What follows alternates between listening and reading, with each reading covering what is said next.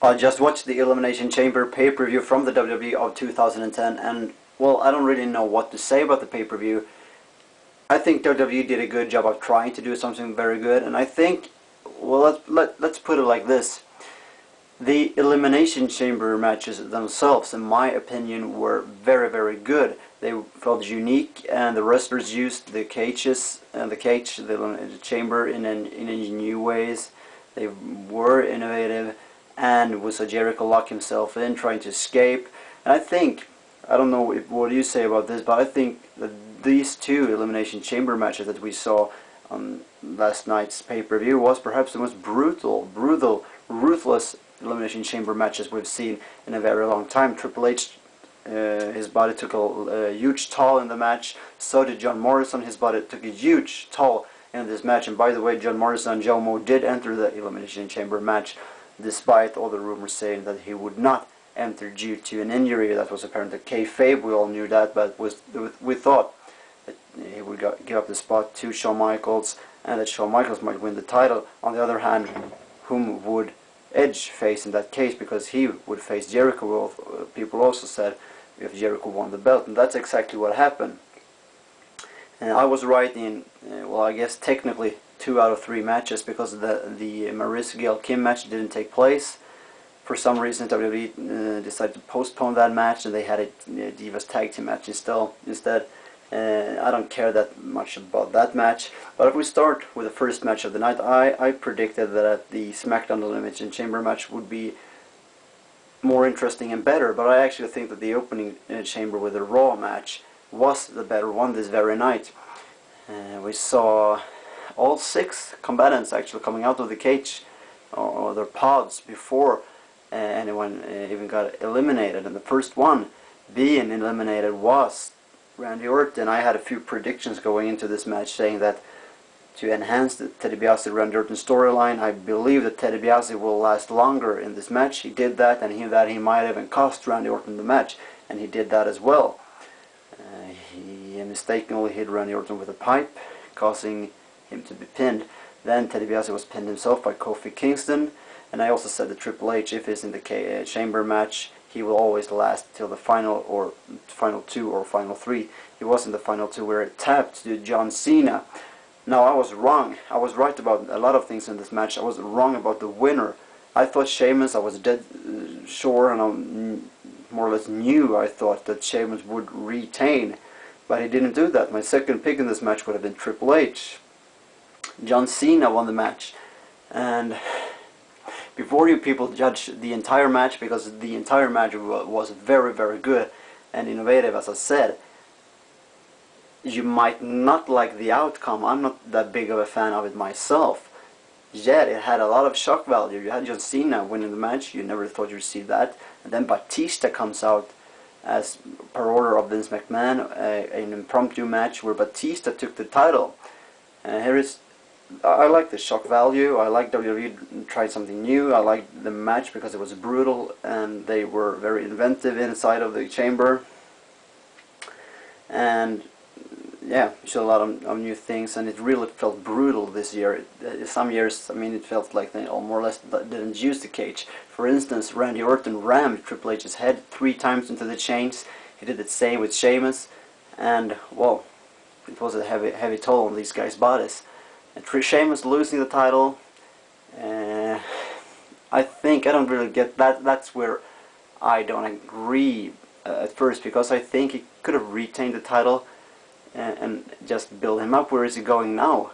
Is he going to have a rematch, or just John Cena versus Batista? That's the match I predicted as a title match back in October, John Cena versus Batista. I don't know if that's the way to go, because you have Sheamus. Doesn't he want to have a title match, or is Vince McMahon going to punish John Cena and not give him a title match, a return match against Batista at WrestleMania? I think we will see Batista versus John Cena, but still, if you might not like the outcome, but the match was very good, and as you can see, there is a lot of things to speculate about right now. Who's going to have a return match? Is Cena going to be punished by Vince McMahon? Where is Sheamus going from here? And like I said, I think they could have kept Cena versus Batista without a title and have Triple H wrestle Sheamus at WrestleMania for the title, and just keep building Sheamus up. Now his build-up kind of came to a halt, and it feels kind of too early for that to happen, because he was about to build up to something and then just cut off. Be that as it may. The Miz versus MVP, I'm glad that the Miz won. This match wasn't that much build-up. MVP got a pin against the Miz this past Monday. We saw Kane versus McIntyre. We knew that match was going to take place because it was advertised before the pay-per-view, and we more or less knew Drew McIntyre would retain, and he did, and that was what I predicted.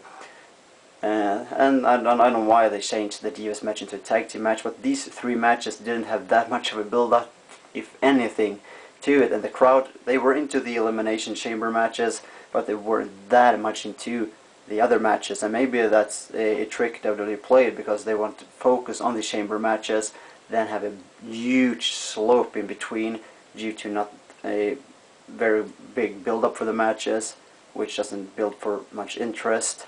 And well, we pretty much knew Drew would retain, and the MVP, he's absolutely got no momentum as of now. He got no crowd response. He's always able to build up a little during the match, but they need to do something with him, turn him heel, or I don't know. He has got no momentum whatsoever.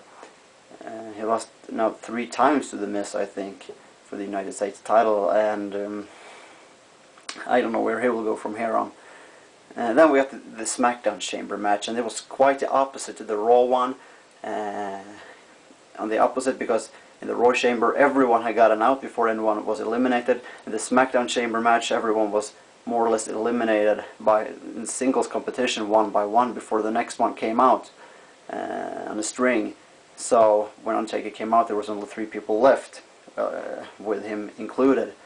And also Sheamus, who lost the title, no shame for him, because he didn't look weak, because he started the match. He lasted like 20 minutes before being eliminated, so he didn't look weak losing the title.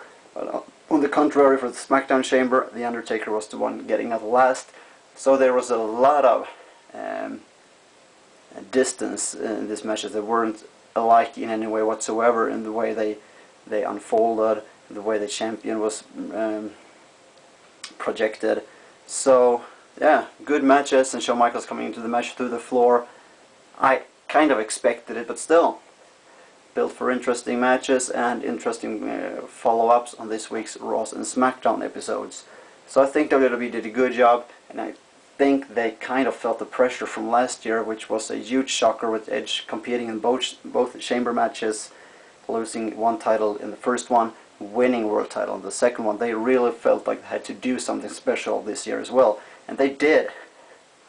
You might not like it, but they did something special, and no one predicted Cena to win, more or less, and furthermore no one predicted that Batista would leave with the title this very night.